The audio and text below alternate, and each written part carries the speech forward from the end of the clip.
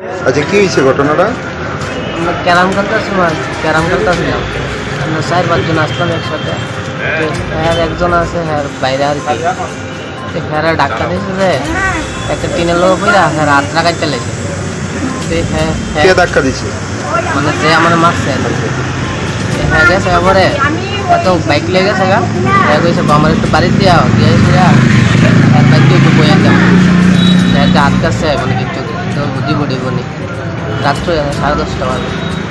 এতে গেছে মানে হ্যাঁ যে রোড লিয়া যায় গেটের ভিতরে দাঁড়া রয়েছে, গেটটা লাগাই না গেটের ভিতরে দাঁড়া রয়েছে রোড লিয়া গেছে করে সবাই এটা বাইরান শুরু করে দিয়েছে। ও কি একাই আসছিল না আরো আসলো? একলাই কোন জায়গাতে আপনারা মারধর করা হয়েছে? তার বাড়ির সামনে। জায়গাটার নাম কি? জায়গাটার নাম হচ্ছে রানীরগাঁও আর পরিবহন পরে হাসপাতালে কি আনছে? হাসপাতাল আনছে কাকুতারা রয়েছে। এখন কি আপনি এই বিষয়টা নিয়ে থানাতে মামলা করবে? হ্যাঁ যে মাছ ওর নাম কি?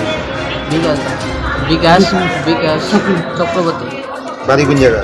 বাড়ি রানীরগাঁও। আপনার নাম কি? কিষান দাস, বয়স কত? 25। ওই এলাকাতেই বাড়ি? আমার বাড়ি হচ্ছে পূর্বনাগাঁও, আমার বাড়ি হচ্ছে